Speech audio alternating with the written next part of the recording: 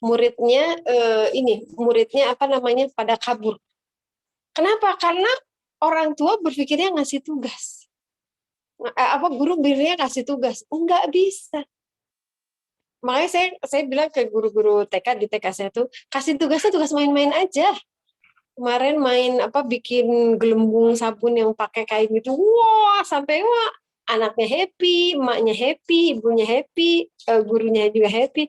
Udah, nanti tinggal kita refleksikan itu adalah karunia Allah gini gini gini. Udah belajar, itu belajar.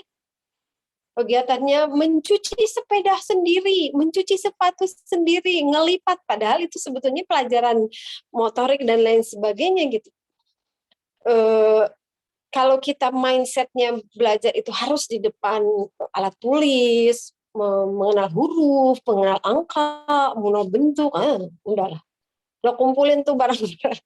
Jadi emang kalau punya anak Bu, jangan kaget kalau jangan terlalu pusing kalau rumah nggak rapi. Wah cucu saya tuh pintar banget Bu, kalau udah ini wah barang semua diturunin, ini tinggal kita pintar-pintar ya, yang warna ini pisahin, yang bentuknya ini pisahin, gini, lempar berantakan sih emang. Habis itu ya suruh dia beresin, walaupun beresinnya jadi acak adut gitu di lemari di lemari dapur saya, tapi itu adalah proses, kitanya aja turunin standar.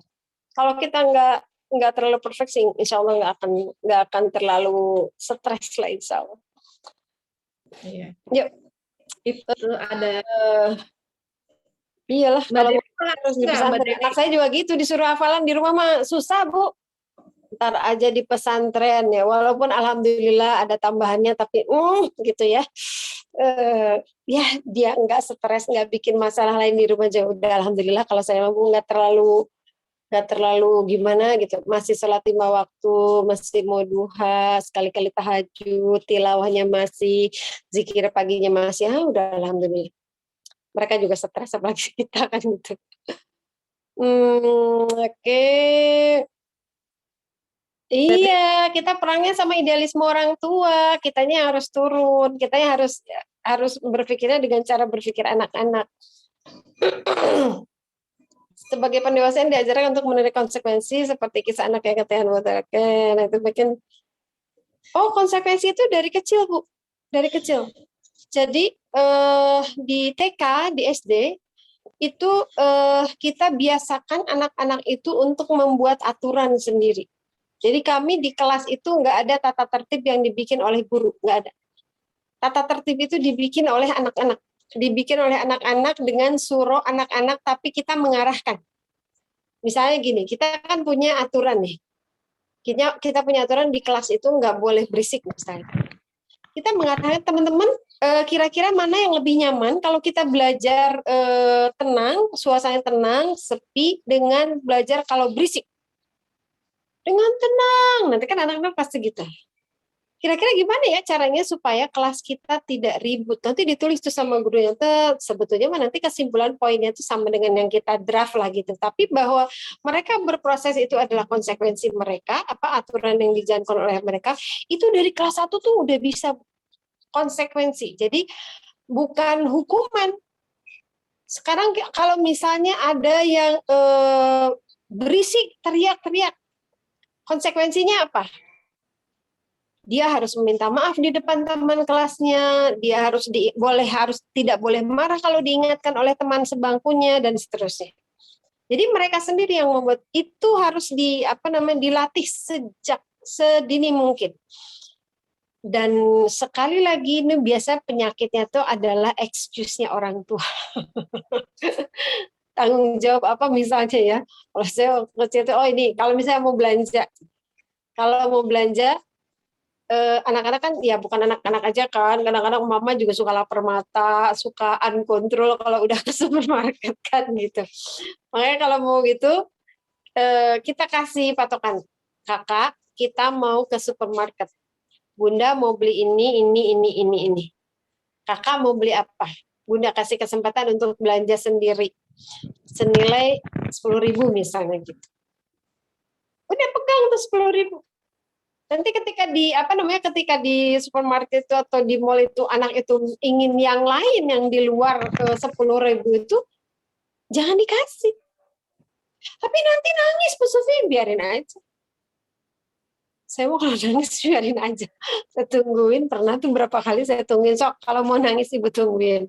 Tapi cuman dalam hitungan kesekian dia, habis itu ibu mau belanja. Tapi malah Bu Sufi diliatin orang, biarin aja. Emang orang itu akan ngurusin anak kita gitu, kalau anak kita jadi anak yang tidak bertanggung jawab, kagak juga. Kalaupun kita mau ngasih pengertian, saya suka bilang, kalau masih mau nangis lagi, nangisnya di kamar mandi, biar nggak ganggu orang. Orang lagi belanja, nanti pas satpam kesini, adik terima sendiri ya, ibu mau belanja, ngikutin kok. Nyampe di rumah, kita siapkanlah reward untuk dia. Ketika dia mau konsekuen dengan 10.000 jajanannya itu, kita siapkan boleh jadi sebetulnya, misalnya gini, dia tuh pengen makanan lain selain yang 10.000 itu, jadi totalnya jadi 15.000 misalnya gitu ya. Tapi nanti sampai di rumah, kita kasih reward dia gitu. Bunda senang sekali kakak bertanggung jawab, nurut, dan seterusnya. Ini hadiah dari Bunda. Sebetulnya bisa jadi hadiahnya 10.000. Tapi bahwa dia merasa dihargai, dia konsekuen, dia bertanggung jawab dan seterusnya, itu lain cerita.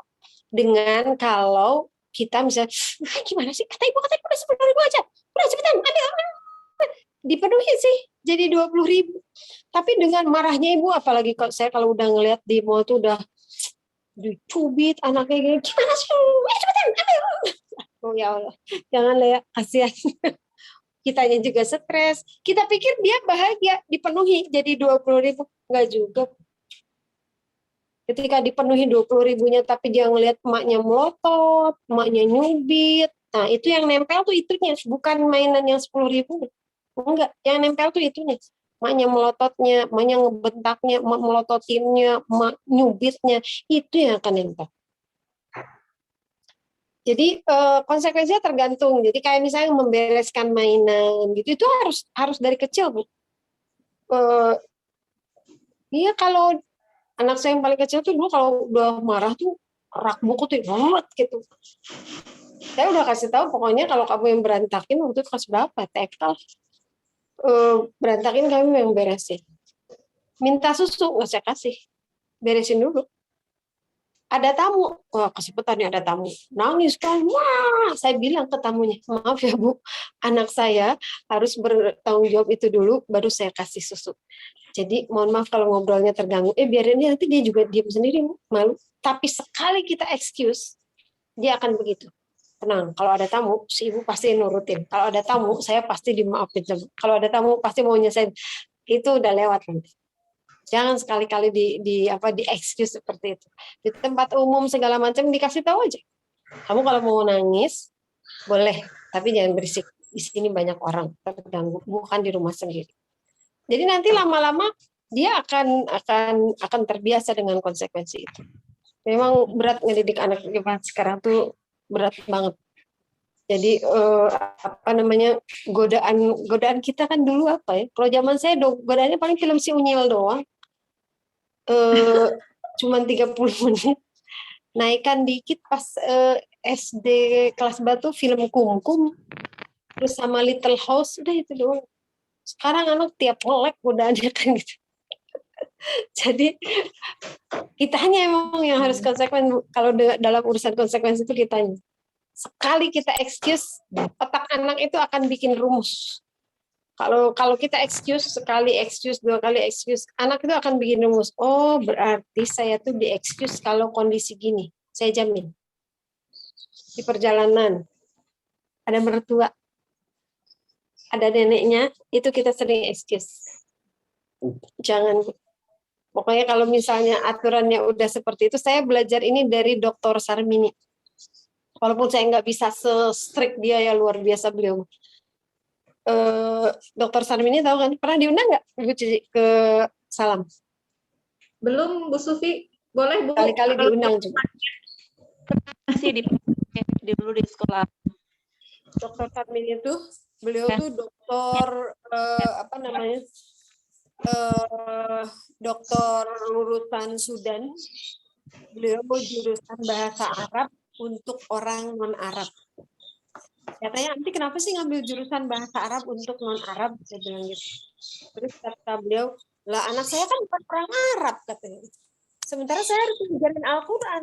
Dan Al-Quran itu bahasa Arab. Jadi saya harus tahu bagaimana cara mengajarkan Al-Quran, cara menyampaikan pesan informatif bahasa Arabnya Al-Quran, tapi ke orang yang bukan orang Arab. Jadi dia S3 tuh benar-benar untuk ngedidik anak, itu bukan berpikir mau jadi apa gitu. Beliau itu luar biasa konsekuensinya, saya masih jauh lah. Jadi suatu kali beliau sudah tetapkan jadwal murojaah misalnya, jadwal murojaah. Suatu kali beliau pindahan rumah.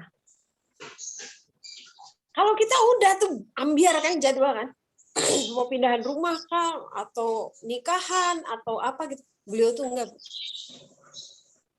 Pindahan rumah, udah jam murojaah. Itu Bu, mereka ngelingker di tengah rumah kontrakan yang baru itu, dan barang-barang masih numpuk. Kan barang-barang itu nggak akan kenapa-kenapa kalau kita pause dulu 1 jam gitu, nggak dilanjutin. Ya juga sih ya, kata saya. Kita kan nggak gitu kan. Kadang-kadang lupa anak tuh udah sholat apa belum juga kan. Saking sibuknya. Beliau tuh Masya Allah. Luar biasa, Dus. Saya kalau ada bukunya kalau nggak salah beliau ya. Ada bukunya, Bu. Apa yang udah saya baca bukunya? Pernah saya bertemu dengan beliau itu ketika itikaf bareng. Itu konsekuen banget gitu. Jadwal ini jam sekian adalah anaknya yang kesekian yang harus nambah hafalan. Qadarulnya pas lagi deketan sama saya itu anaknya yang usia berapa tahun ya? 4 tahun kalau nggak salah gitu. Dia lagi ngafalin, yang 4 tahun udah 2 juz. Dia lagi ngafalin, terus dia ngambek. Udah Umi, aku capek. Lari si anaknya tuh gitu. Emang bedanya tuh emaknya tuh, anaknya mah sama aja Bu. Lagi hafalan, lari dan lain sebagainya. Itulah buku Balita Khatam Al-Quran. Terus yang menarik perhatian saya ketika pada saat itu ya, itu berapa tahun yang lalu lah saya itikaf bareng sama beliau tuh. Pada saat anaknya pecicilan gitu, nggak teriak-teriak tuh Bu, nggak manggilin, enggak, dikejar-kejar gitu, enggak, dipaksa-paksa, udah dia enggak. Jadi beliau tuh gini aja, diliatin aja anaknya tuh. Kata saya, nanti lagi ngapain sih? Diem aja terus diliatin. Balik lagi Bu anaknya tuh. Aku udah capek Umi, ayo kita lanjut yuk hafalannya. Saya sampai bengong, segampang itu, saya bilang gitu, nggak pakai apa-apa gitu. Terus saya kan penasaran dong, itu diapain sih gitu kan.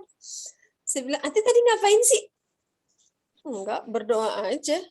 Kan yang mengendalikan hati anak saya Allah. Jadi saya minta sama Allah aja. Oh rupanya Bu, melibatkan Allah dalam setiap momen anak itu kuncinya. Itu anaknya balik dewe, ande prok dewe di depan dia.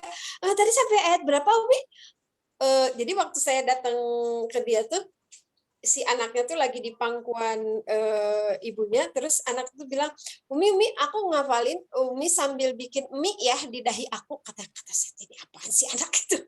Jadi Uminya tuh sambil ngebacain itu sambil bikin mie. Jadi si anak tuh sambil ketawa-ketawa, tapi terus dia datang lagi tuh gini, Umi, dilanjutin lagi ya Mi ya, bikin mie di wajah aku ya, katanya. Aku lanjutin ayat berapa?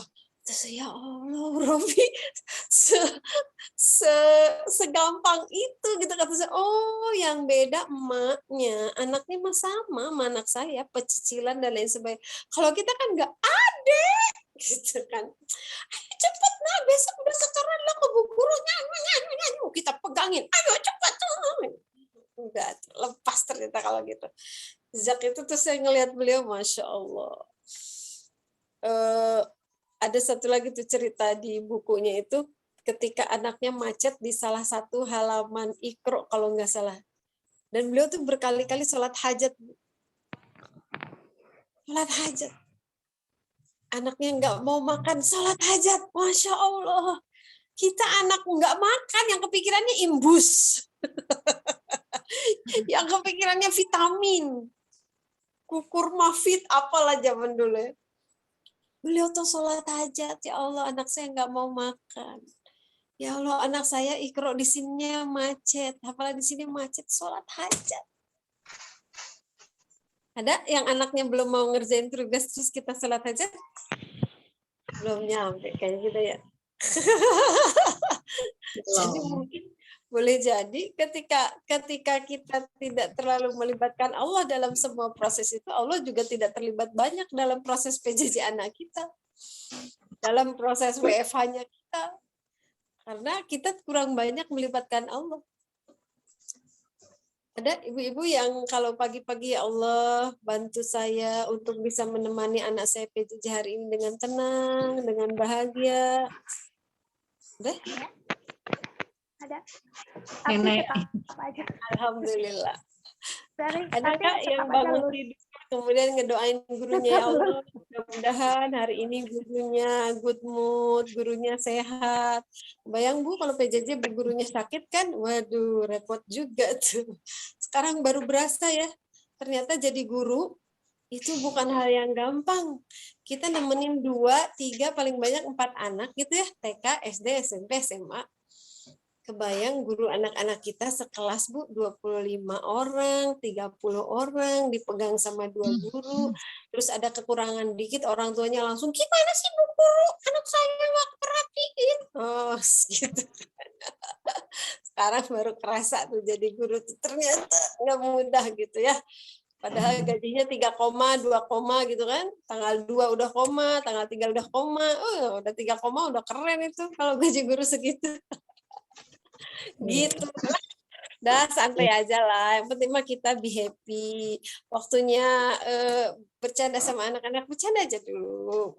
Asal anak dikasih tanggung jawab. Kakak ini ada tugas ini. Walaupun yang TK gitu tetap dikasih tanggung jawab. Ada keluhan gini. Bu Sufi, anak saya nggak mau tilawah kecuali sama bu guru. Padahal ketemu sama bu guru tahsinnya misalnya seminggu cuman berapa kali gitu kan. Ya udah tanya aja sama dia mau tilawahnya sama bu guru hari ini 3 kali. Kakak mau tilawah berapa kali? Udah aku 3 kali aja. Ya udah Bu 3 kali aja. Sisanya ibu yang baca Iqra. Kalau saya Bu Sufi dia kan yang Iqra. Udah gini aja bilang. Ini pengalaman saya waktu anak-anak kecil. Ya udah kalau kakak nggak mau tilawah sekarang bunda aja ya tilawah. Bacain halaman kemarin dia halaman 3 misalnya. Sekarang bacain halaman 4. Terus sekarang bunda ada yang belajar dengerin ya. Terus kita salah-salahin. Nanti kata anak, itu salah. Itu kan ada alifnya, itu harus panjang. Dia lagi belajar, Bu. Tenang. Kalau kita mindsetnya belajarnya cuma anak itu, ya iyalah. Dia udah mau belajar 3 kali sama gurunya aja udah keren. Kalau anak TK, anak SD mau udah keren. Kalau kita mau lebih dari itu, ya karena kita yang punya ekspektasinya, karena kita yang punya harapannya, jadi lebih berat emang gitu. Oke, alhamdulillah. Ya, insya Allah tadi sudah ada beberapa pertanyaan dan 5 atau 6 tadi sudah dibaca Bu Sufi dan dijawab langsung. Insya Allah sudah pada jelas Bu, nggak ada pertanyaan lebih lanjut, malah pada oh iya standar saya ketinggian, oh iya saya gitu, oh iya gitu Bu Sufi. Sekarang yang penting kita Keren benar. Anak-anak nggak stres, anak-anak tidak tidak degradasi akhlak, tidak degradasi ibadah, itu udah keren, beneran. Udah di kondisi seperti sekarang mah anak mau sholat 5 waktu, tetap mau tilawah, tetap mau ngerjain rumah kerjaan sehari-hari gitu, biar nilai matematikanya jeblok 5 karena dia udah biarin aja. Yang penting dia bertanggung jawab. Itu aja udah keren ya Bu. Udah keren. Kalau kata belajar kehidupan langsung berarti ya Bu yang intinya mah. Sekarang buat dewasa aja, sekarang nggak gila aja udah top Bu, beneran.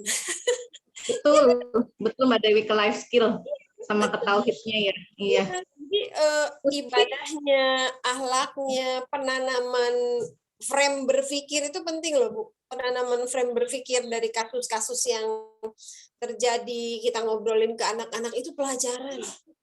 Benar. Misalnya kalau saya anak-anak udah besar lah ya. gimana berita kematian tiap hari kita sampai ke anak-anak tuh.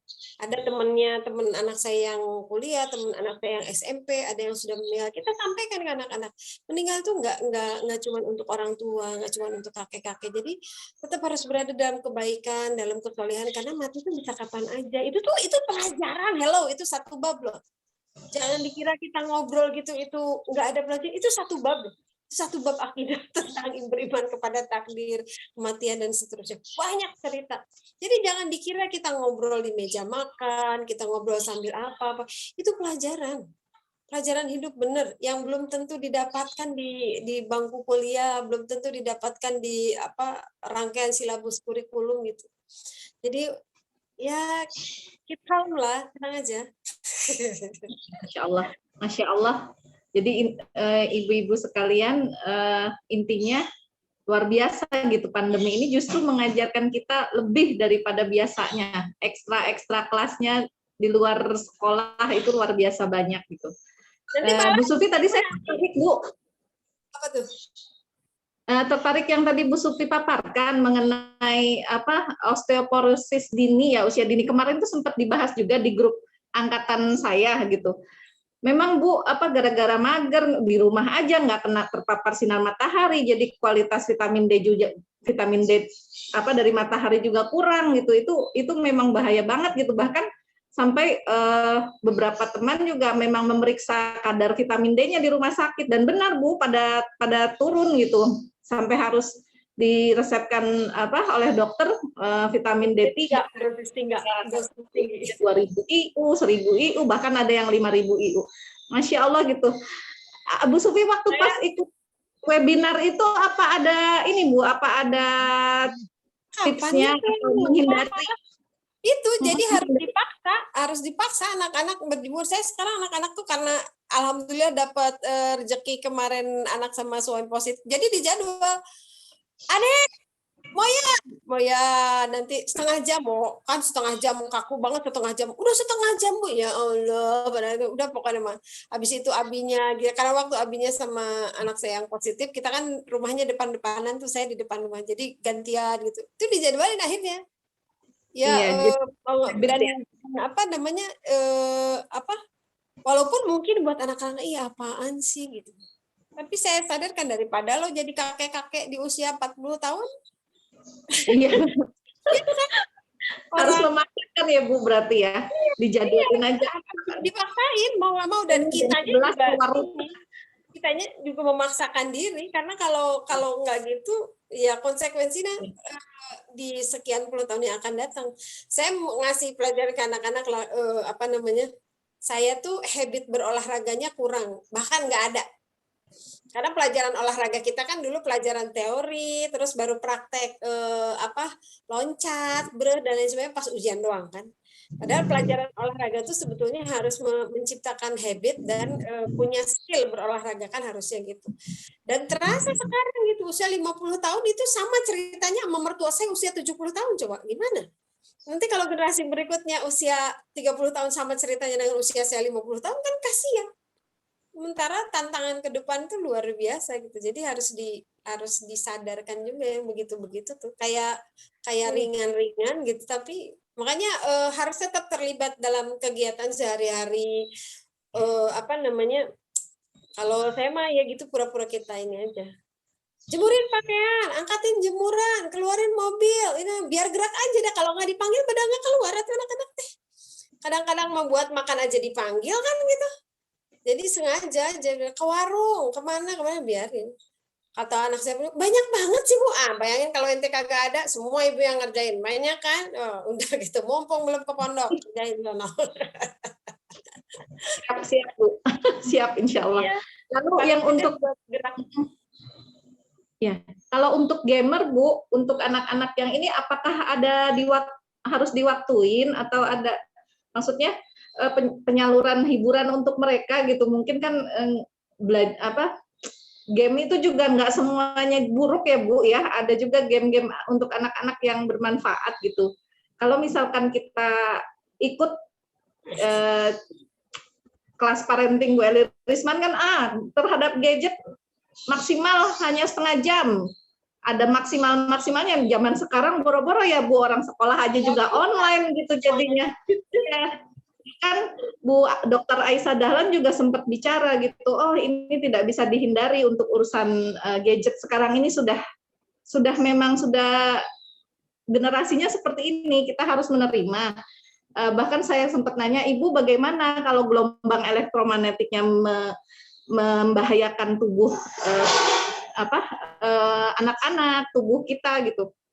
Waktu itu Bu Dr. Aisyah Dahlan bicara bahwa teknologi sekarang insya Allah saya percaya dengan ilmuwan-ilmuwan sekarang yang sudah memberikan teknologi ekstra di gadget yang mereka keluarkan tidak membahayakan gitu. Jadi yang dipegang Bu Isah itu gitu. Oh oke, gitu. Kan sekarang ramai ya Bu ya jualan anti radiasi apa gitu karena memang butuh juga gitu. Iya, kacamata anti radiasi, gelang anti radiasi, semua serba anti radiasi. Kayak gitu Bu. Ada nggak Bu itu kalau untuk game itu untuk dikasih waktu atau bagaimana itu? Khawatir juga ya karena kan kalau yang SMP, SMA itu kalau ngegame itu luar biasa gitu. Ngegame, terus apa lagi selain ngegame? Film, terus stalking ada ya? Itu memang Instagram. Anak saya malah nggak punya Instagram. Oh, YouTuber Bu, YouTube, Masya Allah YouTube itu ya kalau ngikutin YouTube itu kalau misalkan anak suka apa, hayu aja terus gitu. TikTok Bu Cici, TikTok. Kenapa Bu? TikTokan Bu, TikTokers. Anak saya malah enggak. Anak saya termasuk yang enggak gaul. Itu termasuk PR. Secara pribadi buat saya PR. Tapi paling tidak kalau saya batasan-batasan yang utamanya. Sholatnya harus awal waktu, nggak ada toilet itu harus awal waktu. Kemudian tilawahnya, zikir paginya, walaupun zikir paginya bari dundutan gitu ya. Yang zikirnya mah tunggu nama anggere ibunya jeung bapana yang keluar suaranya. Nanti pas udah qulillahumma malikal mulki baru. Paling tidak ketika dia duduk di tengah-tengah itu terkena apa-apa yang dikatakan hadis Nabi kan berada dalam satu halaqah zikir, maka Allah akan turunkan ketenangan, ampunan dan seterusnya, keberkahan. Paling tidak itu karena jujur memang tidak bisa kita nemenin terus kan gitu, nggak mungkin juga ya. Terus selain itu Bu, kalau misalnya nih kita batasin, yang sulit itu adalah orang tua tuh membuat alternatif kegiatannya. Oke, sekarang nggak pegang. Terus aku ngapain? Nanya nih ke emaknya. Ya kakak ngapain kek? Gitu. Mau gitu jawabnya. Jadi ketika tidak ada yang dikerjakan, emang kalau anak-anak sekarang kan beda dengan anak-anak dulu ya. Kalau saya dulu ngebolang Bu. Yang nggak ada dia kerjaan di rumah ya keluar, ke sungai lah, ke gunung lah, ke kebun lah, nyuri timun orang. Ya, sekarang kan dia ada cerita kayak gitu. Iya, kalau dulu saya ngekes, ada orang yang panen ubi, kita ikutan gitu kan, nanti pulangnya dapat ubi sekresek gitu. Ngurak belut, terus main seluncur pakai ini bambu itu yang ada tuh bambu yang besar tuh kan itu gede tuh, seret gitu. Aduh, sekarang mana ada kayak gitu. Jadi ketika kitanya tuh harus siap dengan kegiatan. Mau diapain tuh anak, mau disuruh apa gitu. Ketika dia tidak melakukan itu, dia mau disuruh apa. Itu yang harus kita ini kan. Memang saya secara pribadi harus berguru kepada para asatiz ya, para ustadz yang membuat anaknya tuh. Saya punya teman, beliau perlu ditiru juga. Jadi beliau itu kalau misalnya mau meninggalkan anaknya gitu, beliau tuh ngasih PR ke anaknya tuh berupa kegiatan-kegiatan. Kamu menulis cerita 1 halaman lah, kamu mau apa dan seterusnya gitu. Jadi nanti dia pulang tuh benar mana tulisannya, mana pekerjaannya, nyetrika 10 helai baju misalnya. Itu benar dicek terus dijadikan PR kerjaan. Nanti setelah dia mengerjakan itu, dia boleh mengerjakan apapun. Emang sangat sulit Bu, di zaman sekarang sangat sulit. Kecuali kita bisa memberikan batasan waktu misalnya. Kemudian kita harus pahamlah gejala-gejala yang diajarkan oleh Bu Eli Risman. Ketika anak-anak itu mulai mengurung diri di dalam kamar, jadi harus hati-hati kalau misalnya dia mulai mengunci kamarnya, itu udah harus hati-hati. Tapi selama anaknya, kalau saya secara pribadi, saya tetap bisa ngelihat apa sih yang dia mainin. Oh, udah. Selama itu dia melakukan yang wajib-wajib, yang pokok-pokok, kemudian dia terbuka, dia open, mau cerita apa yang dia lihat dan seterusnya. Kalau kita tidak bisa memberikan alternatif kegiatan dan dia aman dalam pantauan kita gitu, selebihnya biarkan Allah yang melengkapi dengan rahmatnya. Karena kadang-kadang kan dia main laptop terus lagi ngapain, pas dilihat aku lagi ngerjain tugas gitu. Pas dia ngelihat dia lihat di HP terus lagi ngapain, aku lagi nyari sumber dia gitu. Apalagi yang mahasiswa kan sama banget ini. Walaupun saya juga tahu kadang-kadang ini malah bukan lagi ngerjain tugas, lagi nonton apalah.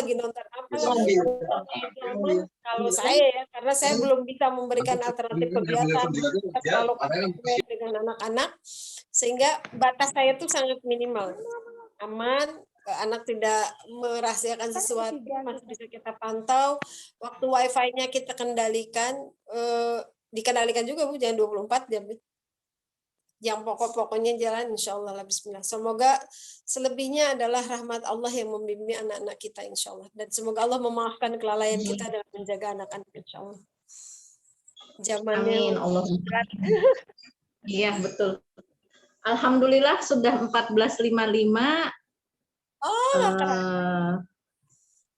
Iya, nggak kerasa udah mau deket penutup ini, insya Allah. Jadi sudah nggak ada pertanyaan atau masih ada ini Bu-ibu? Insya Allah.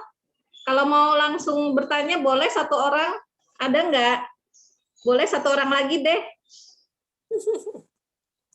Tidak ada yang raise hand.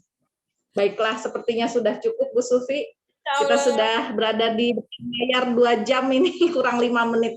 Dari jam 1 ke jam 3. Jadi kesimpulannya adalah bagaimana kita ini harus lillahi ta'ala, ridho dulu menerima kondisi pandemi ini.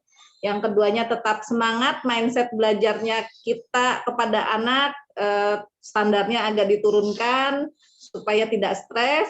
Yang terutama adalah bagaimana terus bahagia. Kuncinya di bahagia, karena anak-anak yang kita didik di rumah ini kalau tidak bahagia, bagaimana ilmu bisa masuk, bagaimana bahkan ilmu Allah juga gimana bisa masuk gitu, ilmu akademik juga nggak bakal bisa masuk kalau ibunya teriak-teriak mulu ya. Jadi ya Allah ya Rob, mudah-mudahan kita semua diberikan kekuatan selalu untuk mendidik, merawat, membesarkan, sampai mengantarkan mereka menjadi anak-anak yang solih-solihah. Amin. Yang takut sama Allah. Bentar lagi lewat, insya Allah. Iya, Bu. Iya, Bu Sufi, sebelum penutup, boleh ditutup sama Bu Sufi doa, Bu? Oh, enggak. Kirain ada petugas. Iya. Lagi Bismillahirrahmanirrahim. Kepada Allah kita bertawakal, dengan segala kekurangan kita di dalam kondisi seperti ini dan mendidik anak, semoga Allah menggenapinya dengan rahmatnya insya Allah. Karena sesempurna apapun kita sebagai orang tua, sesempurna apapun proses pendidikan di sekolah, jika Allah tidak memberikan keberkahan, jika Allah tidak merahmatinya, maka tidak akan mendapatkan apa-apa.